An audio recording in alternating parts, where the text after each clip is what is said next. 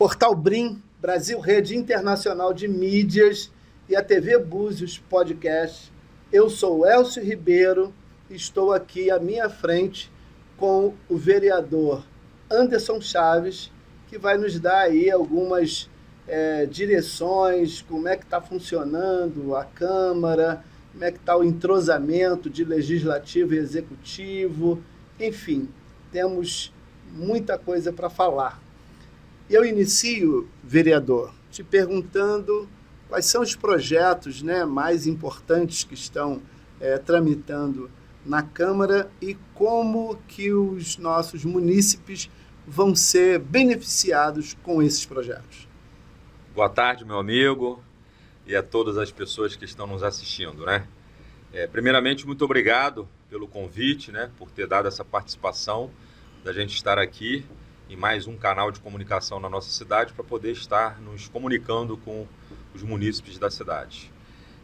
Então, Elcio, hoje a gente vem trabalhando dentro da Câmara, se propondo a entregar aquilo tudo que eu propus durante o nosso período de campanha. Você tinha perguntado exatamente o quê? Como é que foi? Quais são os produtos, os principais projetos que estão tramitando e quais os benefícios que a população vai ter em relação a esses projetos. Ok. Então, hoje, a gente já apresentou algumas proposituras que elas vão desde projeto de lei, propriamente dito, como algumas indicações. Tem prevalecido mais as indicações porque eu tenho trabalhado muito em parceria com a comunidade. E aí demanda da comunidade algumas necessidades, algumas sugestões, alguns pedidos, e que a maioria pode se tornar uma indicação. Desde um simples pedido de um quebra-mola, a um pedido para poder fazer melhorias num bairro, numa escola. Mas a nível de projeto de lei, eu diria que hoje um dos maiores projetos que a gente tem hoje protocolado na Câmara, é o plantio de cannabis medicinal para fim de pesquisas e para poder fazer uma parceria com alguma instituição, com alguma associação, para que a gente consiga produzir o óleo em parceria com um instituto, com alguma fundação, porque esse foi um projeto que deu muito certo na cidade, A gente tem hoje ali, através da Beija-Flor, um número considerável de pessoas que são assistidas, mas a gente tem uma demanda reprimida muito grande. E hoje a gente compra, a gente adquire esse óleo, Então, a partir do momento em que caro, ele não é barato, ele é caro, teve uma licitação participou inclusive de empresas com filial no Brasil, ou matriz no Brasil e filial fora, mas algumas empresas, inclusive, fora do país, multinacionais, O óleo, na verdade, tem exportação também, e também tem o óleo já hoje no Brasil, mas mesmo assim você tem um custo, E a partir do momento que você consegue fazer a produção, você barateia ele. Se a gente baratear, significa que a nossa capacidade de atendimento ela vai aumentar bastante, E tem um local já específico? Existe um laboratório? Como é que seria? Na verdade, se fala, a princípio, numa área pública que está nos fundos da delegacia. Já se fala naquela área ali. Então, que é uma área de lagoa, onde tem umidade. Ali tem uma extensão de terra, para poder fazer esse plantio. Então, me parece que nesse primeiro momento essa plantação ela se dá em vasos, porque existe toda uma técnica, todo um estudo já voltado para saber exatamente qual é a melhor forma e qual é a melhor maneira, dela ser mais produtiva. E num primeiro momento seria plantio mesmo, E aí, por exemplo, a questão de laboratório, aí vem justamente as parcerias, Porque você já tem algumas associações que já estão bem à frente, Você tem a Abrace, por exemplo, você tem a Colher aqui de Macaé, tem algumas outras que eu não me recordo o nome agora, e tem o próprio Fundação Oswaldo Cruz, que é um centro de pesquisa, que nós temos aí de excelência, né? Então, assim, parcerias dá para ser feitas muitas, né? Então, esse hoje eu diria que é um grande projeto que a gente tem lá hoje na casa, foi protocolado recentemente e acredito que no mais tardar, semana que vem ele vai para a pauta. Tem um outro projeto que eu também tenho hoje na casa, que a gente tem, digamos assim, tomado para si um pouco a discussão de resíduos na cidade, né? Nós temos um problema muito sério com relação ao descarte dos resíduos, então a gente está preparando um projeto de lei para poder dar o direcionamento certo dos resíduos, né? Tem-nos indicações nessa área aí também, desde propor parceria, fomento com catadores de materiais recicláveis, né? Para que a gente consiga tirar... Coleta seletiva. Para que a gente consiga retirar da rua o que a gente chama comumente aí do catador de latinha, né? Que é como se fala normalmente, né? E o próprio plano municipal não, o nacional, né, de resíduos, ele pede para você fazer esse fomento, para você fazer... Mas já foi feito o plano municipal de resíduos sólidos? Olha, o plano municipal, na verdade, ele pertence ao nosso plano de saneamento e existe um capítulo dentro dele dedicado ao plano municipal de resíduos. Isso está paralisado. Agora, me parece que a secretaria reativou esse estudo. Eu, inclusive, quando fui secretário de Serviço Público, procurei o secretário de Meio Ambiente e a gente conseguiu criar um GT, né, que é um grupo técnico, né, um grupo de apoio para estudo, né?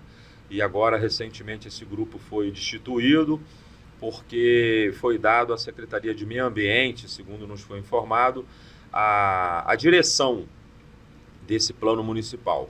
E aí me parece que isso aí ainda está... Nós temos um aterro, né? Lá atrás, no governo Mirinho, foi feito um aterro lá em Baía Formosa, inclusive foi construído alguns equipamentos, tinha lá, uma vez eu fui lá, tinha lá pneus, né? Muitos pneus, tinha uma esteira, então um equipamento que ficou ali... Seria o caso de construir ali uma usina? Nós hoje temos uma usina de reciclagem licitada já pelo município, né? Ela fica ali na estrada da Fazendinha, ali na Baía Formosa, né? Está em construção, né? O local que você fala hoje, ele está praticamente desativado. Ele hoje, legalmente falando, só pode ter descarte do lixo verde, que são os resíduos aí de poda, galhos secos e inclusive de limpeza de jardim, né? Que a gente chama da massa verde. Hoje só pode colocar esse material ali. Proibido todo e outro qualquer material. Material de construção, móvel velho, antigamente jogava tudo lá, né? Resíduo da construção civil lá dentro é proibido colocar, e tem esses materiais aí que você falou aí, resto de sofá, móveis quebrados, esse tipo de material não poluente ainda é despejado lá, mas a ideia é que não aconteça exatamente nada, né? Inclusive por determinação. Ali, bem dizer, virou um centro de triagem, né? A gente até chegou da entrada numa legalização, quando eu estava secretário de Serviço Público, mas aí houve aquele imbróglio de o prefeito ter sido afastado, e aí juntamente eu também me afastei por motivo de saúde, e aí eu não sei como é que isso ficou, não consegui mais acompanhar ali. O que existe hoje é uma usina de reciclagem licitada, que já está em construção, né? E o lixo hoje da cidade, né? Ele Mas vai reciclar verdade... o quê? Qual o tipo de resíduo que vai reciclar nessa usina? Então, eu acredito, assim, dentro do objeto, né? Primeiramente, o material reciclável, que é o alumínio, né? O papel e o plástico. Então, ali certamente vai ter essa esteira que você acabou de falar, porque na verdade é para você fazer a segregação do material, né, que nada mais é do que a separação. Sim. E ali você separa tudo que é papel, tudo que é orgânico, tudo que é inorgânico, e aí você dá a destinação, né? Por isso precisa da parceria com os catadores, porque é a mão de obra que normalmente se faz uso nesse momento. Então a usina, quando estiver 100% pronta, ela vai poder atuar dessa maneira que a gente está falando. Atualmente, eu fiz uma indicação para que as escolas agora, a partir de agora, já começassem a separar de uma maneira mais prática, para a gente falar, o lixo molhado do lixo seco. E aí o molhado que você possa usar para compostagem. A separação correta do lixo em seco e molhado. Então, o que a gente aqui poderia concluir, né? Que o lixo molhado aqui, que a gente está falando, para efeito de compostagem, a gente está falando dos resíduos dos vegetais, né? Casca de banana, casca de cebola, resto de legumes, frutas, as cascas de ovo, borra de café. Então, esse material, ele é associado, por exemplo, à massa verde que é coletada na cidade, as podas de árvore que você vê tirar, os galhos secos, poda de capim, resíduo de jardinagem, ele associado a esse material orgânico, né, ele gera um adubo. Então isso, na verdade, esse processo se chama compostagem. A gente está propondo exatamente passar a fazer isso agora, em parceria com as escolas, e inclusive a gente propôs também que se fizesse horta nas escolas, porque aí a criança, né, o aluno, ele passa a ter esse comportamento, essa prática, que na verdade você está promovendo uma educação ambiental, e aí com isso no final você acaba tendo todo o envolvimento do aluno, né? Nesse processo da gente poder pegar o material orgânico e transformar ele numa matéria-prima, que nesse caso aí seria um adubo, né? E um adubo totalmente orgânico, para ser usado tanto nas hortas que a gente está propondo, como também na jardinagem da cidade, né? Então, isso já é uma coisa que a gente já está alavancando. Então, esses são ideias que a gente apresentou. Lá em janeiro para fevereiro, eu fiz a ideia da TPA, né? Levantamos a bandeira da TPA, porque é uma lei que ela já tem aí algum tempo, né? Já tem bastante tempo. E essa lei acabou não sendo implantada na cidade. Sim. Né? E TPA, Taxa de Proteção Ambiental, que é para você criar um pedágio, né? Na prática é isso, vai se criar um pedágio para entrar na cidade, os carros de fora que vão entrar aqui, porque Búzios virou um destino que todo mundo quer vir. Né? A gente hoje tem a questão de entra mais gente do que a gente consegue comportar. Então isso é uma maneira de você devolver ao meio ambiente, por exemplo, toda essa carga que você recebe. Então algumas cidades como Bombinha, por exemplo, já fez, vem atuando, me parece que São Paulo também tem uma outra cidade que está fazendo, acho que é Ubá, Ubá ou Ubatuba, não me recordo, acho que Ubá é Minas, né? Eu acho que aqui é Ubatuba, né? E é isso, então assim, a gente também vem trabalhando nessa pegada para que isso seja uma realidade na nossa cidade, né? E como é que isso seria feito? Seria feito assim, por exemplo, nas duas entradas da cidade, tanto de Cabo Frio quanto aqui da Amaral Peixoto, seria feito uma cancela? Funciona como se fosse um pedágio eletrônico, né? Não sei se você já passou em alguma rodovia. Hoje a gente tem aqui, ali na Costa Verde, ali, hoje você tem isso, né? Você, na verdade, na Via passa... Lagos, aquele... Não, lá na Costa Verde mesmo. Quem vai lá para o lado de Angra, Mangaratiba, aquela região ali, lá no Abraão, toda aquela região hoje ali, a antiga Rio Santos, né? Sei. Aquela rodovia hoje, ela já é pedágio, né, eletrônico. Então, na verdade, você passa num determinado momento, você vai passar por baixo de uma estrutura metálica, né, como se fosse um portal, e ali você tem uma câmera que ela vai fazer a leitura, vai fotografar, vai fazer a leitura da tua placa e ela vai gerar automaticamente uma tarifa. E essa tarifa, ela tem um cunho ambiental.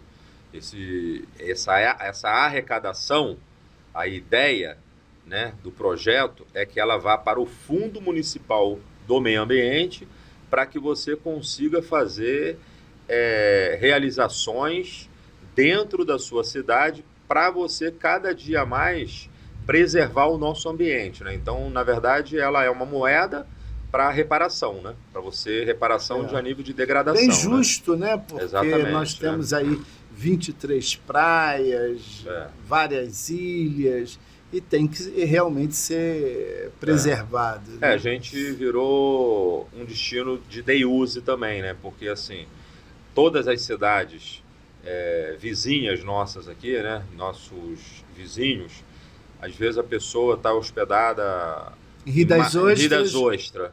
Aí ele vem passar o dia dele em Búzios, Sim. que é normal, né? Isso aí, dependendo de onde o cara veio. Tem gente que faz isso de Niterói, vem aqui passar um dia, ou quer que seja um final de semana. Até do Rio mesmo, né? Tem Exatamente.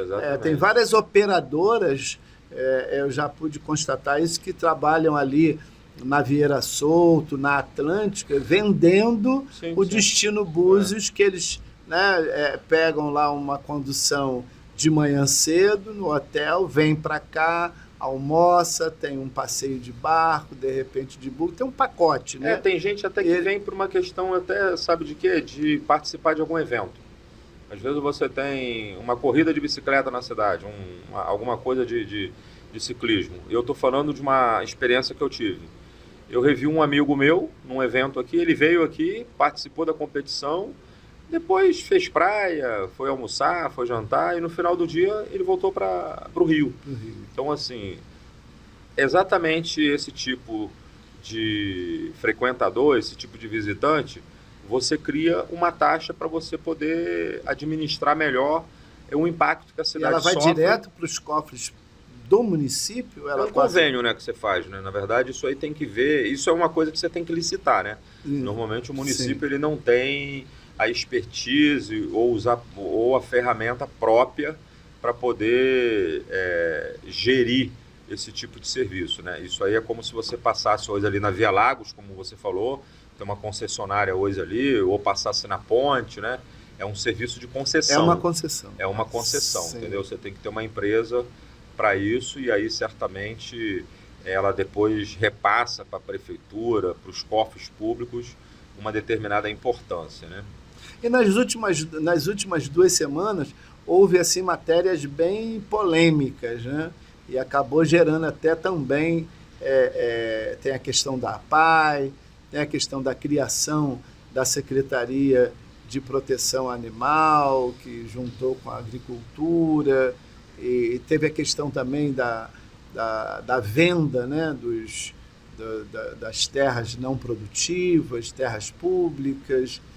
O que você tem aí a dizer em relação a esses projetos polêmicos? A causa animal, eu acho que é uma realidade, né? A gente hoje vê isso aí não só a nível da nossa cidade, mas é uma causa que eu até falei no dia lá na Câmara, que algumas causas elas se tornaram da humanidade. Então tem muitas lutas, né, que ela tem um apego muito grande. E hoje tem muitas pessoas, muitas cidades, muitas instituições que se dedicaram a cuidar dos animais, né? Porque existe realmente um abandono, existe um desleixo de muita gente. Mas a gente vê, assim, dentro dos grupos, até que eu participo de alguns, a gente vê, assim, proteção animal de cão e gato. Agora, existem animais que estão em extinção, né? Na nossa flora aqui, por exemplo, nós temos animais que fazem parte desse nosso habitat aqui, né? Sim, então, sim. Como quer dizer que a questão dos micos, né? Tem vários... Eu acho que é tudo você criar uma consciência, né? Pássaros. Você hoje vê que, às vezes, o pescador, ele puxa uma rede e aí acontece casualmente de vir, né, uma tartaruga. Então ele já tem aquela consciência de pegar e devolver ao mar, né? Então isso são coisas que essas causas aí que a gente está falando, elas foram criando esse apego e essa responsabilidade, né? Então eu acho que é muito importante para a nossa cidade a gente ter a secretaria, como já está aprovada, para poder ver todas as necessidades, e não só do cachorro nem do gato, né? Porque a princípio se fala e tem um apego maior, mas é exatamente de toda a vida animal. Sim, que são os animais domésticos, mas existem os animais selvagens, que também, as jiboias, por exemplo, que às vezes saem, o próprio gambá, né? Que a gente chama do saruê, né? Né? Aqui, por exemplo, nas Emerenças, eu nunca vi, mas conheço várias pessoas que já viram. A gente tem ali o mico-leão dourado, né? No meu quintal aparece sempre o mico, esse mais selvagem que a gente está acostumado a ver. Então, acho que a ideia é exatamente toda essa. Tem também aquele outro animal que parece um pouco sem rabos, que fugiu agora, não é paca. É um porco-espinho? Tem um pouco, não, aquele outro que, de vez em quando, ele vem como... Capivara. Capivara, né? Tem as capivaras muito, que às vezes vem um bando, né? É porque você tem uma incidência maior do cachorro e do gato, né? Vamos dizer assim. Mas eu tenho certeza absoluta, a ideia da pasta é para um todo, né? É a casa animal. Você acha que no meio disso, e por Búzios ser uma cidade turística, você acha que caberia uma espécie de um centro de zoonose, ou mesmo um zoológico, um centro de visitação, um parque temático, guardando esses animais silvestres daqui, alguma coisa parecida? Um aquário, por exemplo? Eu não sou a pessoa muito... o ideal para você fazer essa pergunta, não, mas tudo bem. Mas já que a gente está falando... eu vou dizer... Você pode emitir o seu... Eu vou dizer porque eu gosto de bicho solto. Tá. Eu gosto dos animais soltos, não tenho nada contra, cada um tem o seu gosto, mas, assim, um cachorro, um gato, né?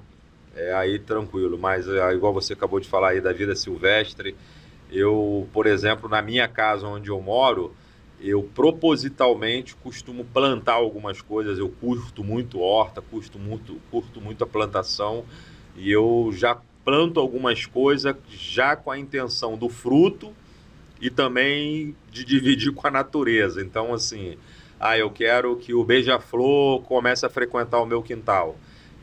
Essa semana eu plantei coloquei lá um vaso de flores lá, que é com essa intenção. Eu gosto de ver eles vivendo da maneira que eles foram criados, né? Agora, você ter um cachorro em casa, que é uma coisa normal, o gato, que se tornou uma coisa aí... São animais domésticos, né? Digamos assim, né? Mas já na vida silvestre, como você falou, acho que é melhor ele viver lá no habitat livre, né? Mas o problema é que a Constituição Civil vai invadindo, né? Esses dias eu vi um vídeo de uma puma lá no Rio Grande do Sul, não sei se foi Gramado ou se foi aquela cidade vizinha ali, né, de Gramado, que tinha uma puma na rua, em área urbana, né? Porque, na verdade, a construção civil vai invadindo o habitat dele. Então, de repente, ele aparece, né? É que, na verdade, tem um outro bicho aí, né? Que está expulsando esse bicho do lugar dele, né? Que é o bicho homem. O racional, né? O racional não está sendo muito racional, que eu também acho, sei lá, não sei até que ponto que a gente é tão racional assim, não, né? Porque... Tá meio selvagem, né? Mas, eu vou chamar um comercial e depois para a gente aprofundar aí um pouco mais essa conversa, que a conversa é boa. Chamar o comercial, não saia daí, aguarde, veja aí os nossos apoiadores culturais e já a gente volta.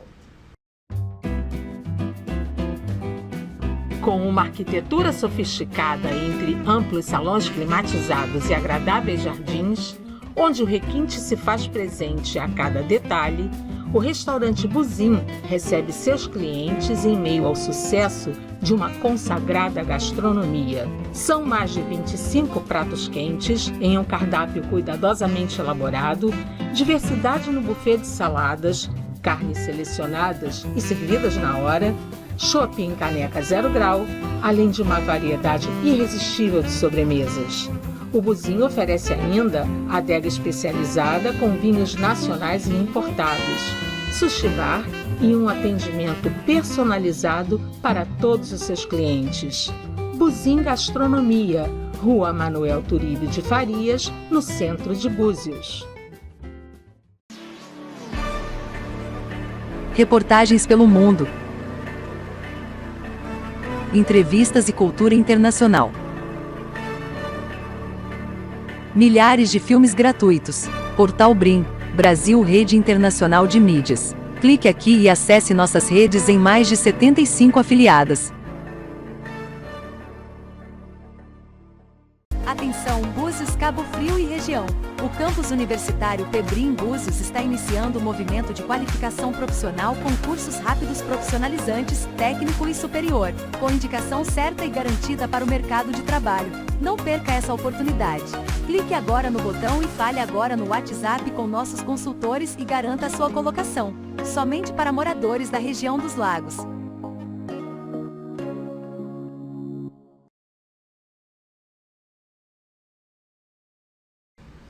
Então é isso aí, gente. Voltando aqui do nosso apoio cultural, do nosso pequeno intervalo, voltamos aqui com esse bate-papo, essa entrevista com o vereador Anderson Chaves. Eu sou Elcio Ribeiro.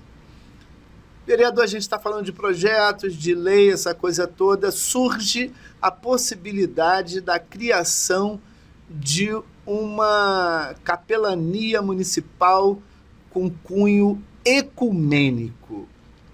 Como é que você vê isso? Só para concluir a sua primeira pergunta, né, que você fez em uma pergunta, você fez 3 citações. Eu falei da causa animal, então vou responder as outras 2 e entro nessa pergunta tua agora. Você perguntou da questão dos lotes e perguntou da questão da APAI. Então, assim, com relação aos lotes, né, a lei que foi mandada para a Câmara, eu entendi perfeitamente qual foi o motivo, qual foi a vontade e qual foi a razão que o prefeito Alexandre Martins encaminhou aquele projeto lá para a Câmara. Porque antes de estar vereador, eu estive secretário, inclusive de administração. Então, eu tive a grata satisfação, o prazer de participar. Eu tive a oportunidade de te entrevistar como secretário de administração. Né? E fiquei surpreso, né, com a capacidade técnica sua. Né? Poxa, às vezes a gente tem quadros extremamente preparados e relevantes que nem a população sabe e às vezes nem... assim, as pessoas não têm esse conhecimento. Por isso que é bom um instrumento de comunicação para a gente poder Eu te agradeço desde já pelas suas palavras.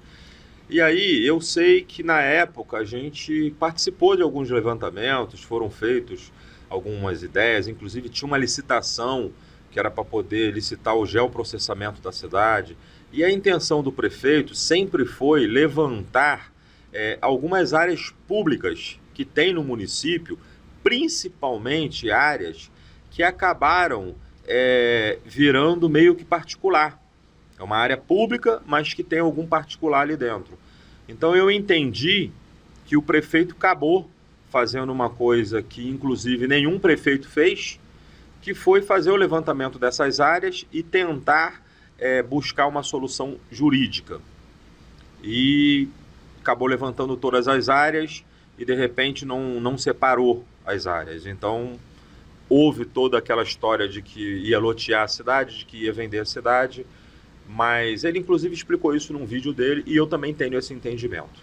Então, respondida essa questão, você fez uma pergunta agora com relação à APAI, né? A gente precisa olhar a situação da APAI em 2 momentos, e foi exatamente esse o meu posicionamento, e aí eu vou um pouco mais além do meu posicionamento, porque se você tem um imbróglio jurídico, eu não sou advogado, eu não represento nenhum poder judiciário, então tem coisas que é na esfera jurídica. Não adianta eu ficar com o meu juridiquês ou com o meu achismo jurídico, né? Então, assim, a gente estava falando de causa animal, então a gente está sempre buscando apoiar o outrem, seja um animal racional ou irracional, né? Então, assim, mas a gente também não pode esquecer, né, que é uma coisa muito importante, o município de Búzios tem uma secretaria de PCD. Ah, mas ela deixa de fazer isso, ela deixou de fazer aquilo, ela não tem isso, ela não tem assim, assado. Mas a gente precisa lembrar o seguinte, como que era antes? O que antes do prefeito Alexandre Martins você conseguia entregar à sociedade, às pessoas necessitadas, que têm essa deficiência, que têm essa necessidade, que nasceu com essa patologia, que entregavam para ela no passado?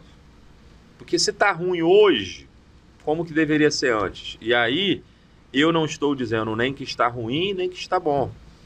Então, às vezes, a gente também precisa olhar os dois lados da moeda, né? Então, você hoje tem aí, a gente falou aqui agora do óleo de cannabis. O óleo de cannabis, ele atende aos autistas, que também são crianças que são atendidas pela APAE e pelo PCD. Então... A ideia seria, então, unificar... A minha fala é essa. Okay. Essa é a minha fala. Tá. E eu entendi também então, que PCD, o prefeito... ele incorporaria exatamente. O serviço. E o que eu entendi é que o APAE. Prefeito não quer deixar ninguém despejado, que ele também não quer tratar ninguém dessa maneira, até porque ele é humano, ele tem atitudes humanas e os projetos que o município já tem nessa área só tem avançado. Então, na verdade, eu entendi o seguinte, a Beija-Flor, por exemplo, o espaço da Beija-Flor, ele está sufocado, não cabe mais gente ali dentro, mas a demanda é muito grande. Então, por que não a gente não se juntar? Se você tem uma área ali para poder a Beija-Flor é um projeto público? É um projeto privado? A Beija-Flor é um projeto público, ele funciona nos fundos do hospital. Tem um espaço ali, que é justamente onde hoje, basicamente, faz alguns atendimentos ali clínicos, né? De algumas patologias, o autismo é uma delas, né? E é exatamente onde hoje funciona a questão do óleo, né, de cannabis, né, o cadastro, a distribuição. E por fim agora, te respondendo com relação ao capelão. É isso que você perguntou. Capelania Municipal. Capelania Isso foi um projeto, municipal. Eu estou te falando de um projeto que, quando eu participei do governo André Granado, em 2013, em janeiro de 2013, foi a minha primeira ação dentro do gabinete, né? Então eu escrevi o projeto de capelania. Ele tinha uma outra conotação. Mas como a gente é diverso, eu entendo que uma capelania ecumênica atenderia a todos os credos. Perfeito. Na verdade, a gente não se discute religiosidade, religião. Acho que a gente discute um acompanhamento espiritual, independente de qual seja o segmento. Okay. Eu, por exemplo, sou católico. A maioria dos meus amigos são evangélicos. Eu costumo dizer que eu tenho grandes amigos que são pastores. E isso não me distancia nem da minha religião e nem deles. Claro. Eu tenho alguns amigos que são ateus, inclusive. Tenho outros ateus que... graças a Deus, não? Eu costumo dizer que eles são à toa, mas com todo o sentido, com bom sentido para eles que eles me conhecem.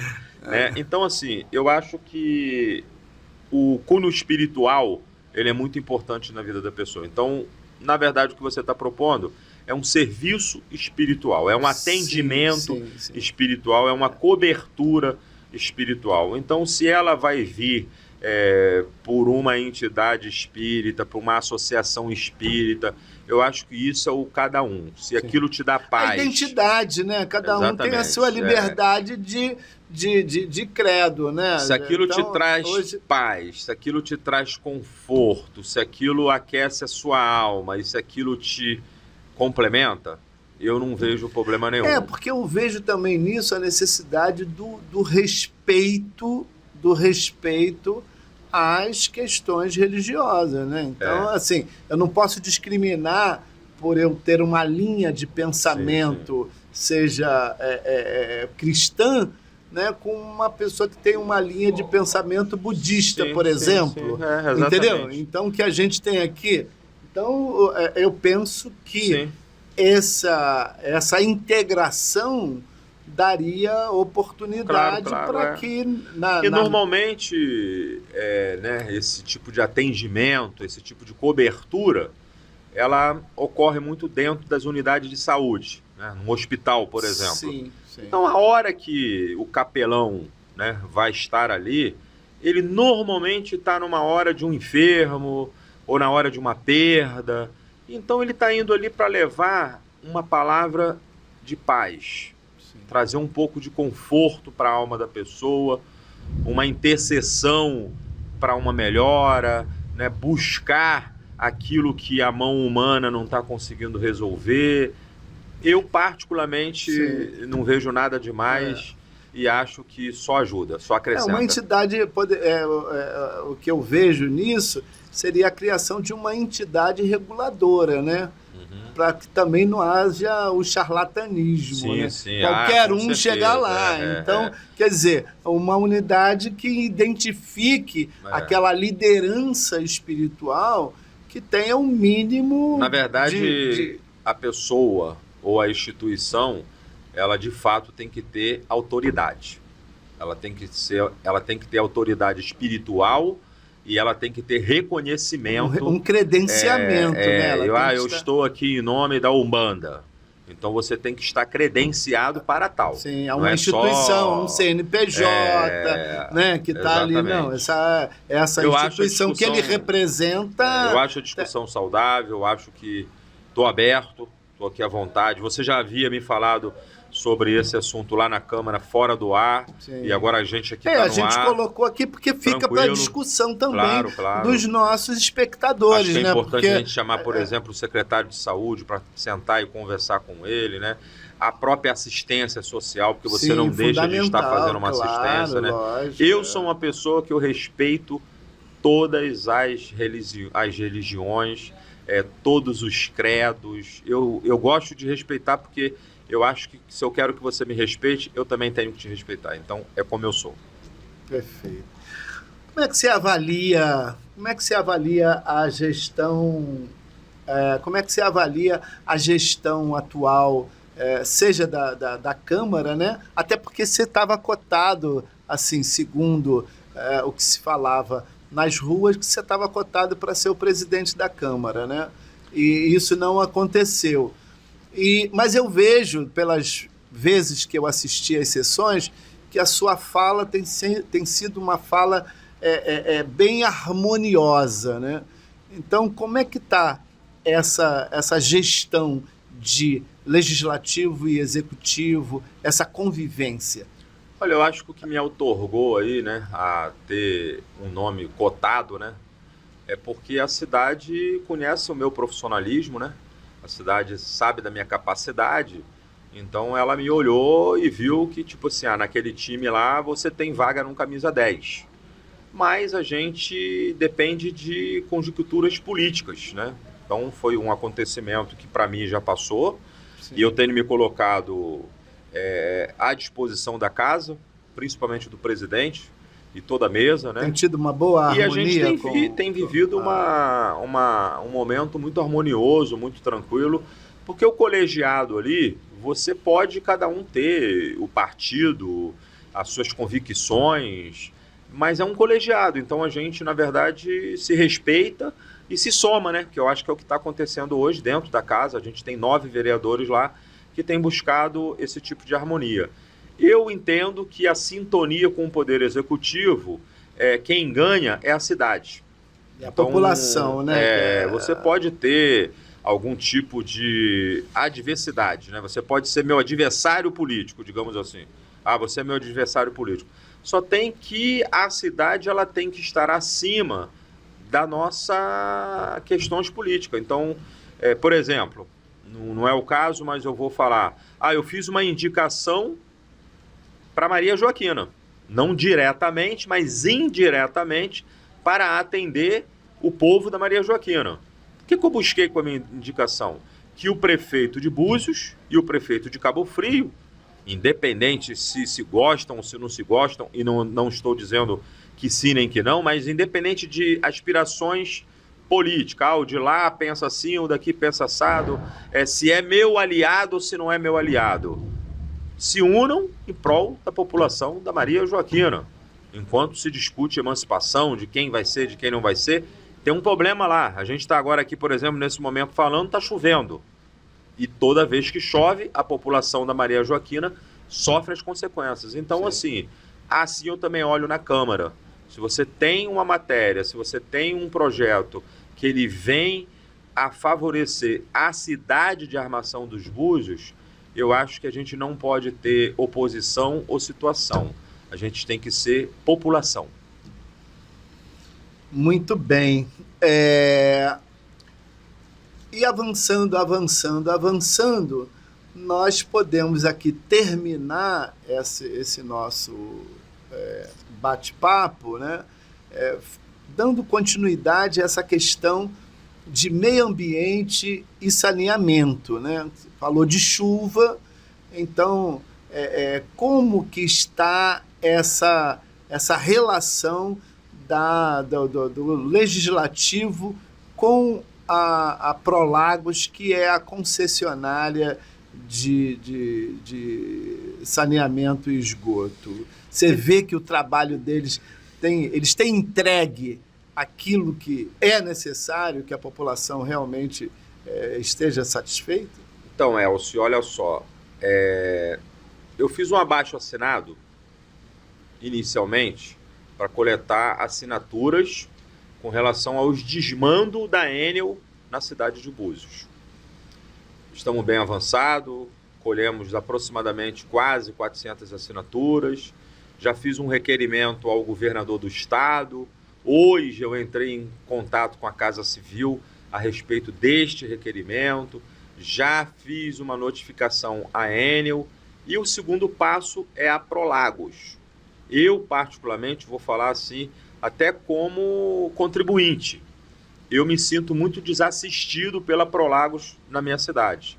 Eu vejo muito falta de cumprimento de contrato, ou se não é falta de cumprimento de contrato, me parece que há um pouco de vontade ou de investimento em algumas áreas, né? Saneamento básico é uma delas. Ela tem um prazo que é longo e ela pode fazer até a data que ela quiser, porque foi na época lá que foi assinado aquele acordo lá da Prolagos, que se eu não me falha a memória, acho que o prefeito na época era o Mirinho Braga, que se assinou. E 25 anos já se passaram, eu estou aqui há 25 anos, eu entrei na cidade, tinha um buraco da Prolagos ali em Manguinhos. Então você sabe do que a gente está falando, né? Então, assim, e a Prolagos ela vai fazer lá no final, e se fizer. E o que fazer? Como Câmara, fiscalizar isso? Como exigir deles esse cumprimento? A Câmara recentemente, eu não sei se você tomou ciência, depois eu posso passar e te dar isso aí, a Câmara criou uma comissão para acompanhamento dos problemas de saneamento na nossa cidade. Eu, infelizmente, até gostaria, né, adoraria, inclusive, ter feito parte dessa comissão, mas eu não configuro. Para dizer que não configuro, eu configuro apenas em uma comissão, que foi até aquela que a Jo foi eleita e depois me colocaram, que é a comissão lá, que é a parte do direito da mulher, essa comissão propriamente dita. E eu não configuro nessas outras comissões, mas tem vereadores hoje dentro dessa comissão que foi criada, que é uma comissão de saneamento, e eles têm um prazo para poder entregar relatório, certamente estão trabalhando, estão desenvolvendo, e para ter uma resposta para a sociedade. Com certeza as comissões, elas são importantes e elas funcionam. Exatamente. Eu adoraria ter participado, mas houve um momento na casa em que se fez um bloco, né, que foi exatamente o bloco que você citou aqui, e aquele bloco fechou em bloco, então algumas pessoas ficaram de fora das comissões, eu sou uma delas. Sim, mas isso pode mudar? Por hora foi uma votação, né? Sim. Aí só daqui a 2 anos, a princípio, só daqui a 2 anos que essas daqui a 2 anos que a gente, mais claro, a presidência tem a prerrogativa de, a hora que ele quiser alterar, ele pode alterar. Mas eu acho que as coisas estão funcionando bem, eles estão trabalhando direitinho, estão fazendo o que tem que ser feito, e eu acredito que vai responder. Agora, a Prolagos é um problema sério na nossa... Não é um problema sério na cidade, né? É um problema sério no estado, né? Né? Eu acho, né? Eu acho que toda a cidade. O que você acha da Prolagos? Não, eu sei que o entrevistador aqui é você, mas... eu realmente, eu ouço, né? Eu sou um fiscal daquilo que a gente ouve. A gente busca... que todo mundo reclama, né? Você usa 10 mil litros, paga lá 160, 170 reais. Aí se você usar 10 litros e meio, você paga um valor absurdo, entendeu? Você precisa ligar e desligar, tem um outro valor. Não existe um critério de fiscalização. Aí caberia um consórcio de fiscalização com todos os municípios que a Prolagos atende. Por exemplo, a gente está aqui, né? A energia, né? A luz. A luz você paga o quilowatt que passa lá no relógio. A água, se eu usar 1.000 litros, eu pago 10 mil litros. E se eu, por alguma eventualidade, eu não precisei usar aqueles 10 mil litros, viajei e fiquei 1 mês fora de casa, você vai pagar 10 mil litros. Então eu não consigo entender como é que eu pago o que eu não consumi. Então daí eu entendo que se isso tiver um contrato, que sinceramente é um contrato que parece uma bula, né, de remédio, as letrinhas são minúsculas, e aí você tem que procurar aonde realmente estão isso. Olha que eu já li ele praticamente todo, mas enfim, praticamente não, eu já li o contrato todo, eu estou relendo o contrato. Aí agora eu estou acabando essa leitura. Mas eu não consigo entender isso. Então, assim, isso a gente quer que alguém venha nos explicar. Inclusive, eu tenho uma emenda na lei orgânica, que aí a gente vai colocar na pauta qualquer hora dessa, até já coloquei, precisou fazer um acerto técnico, ela vai retornar, onde a gente vai ter a prerrogativa de convocar na Câmara, por exemplo, o presidente da Prolagos, para que ele venha e dar explicação à minha sociedade, à minha população e para mim também. Sim.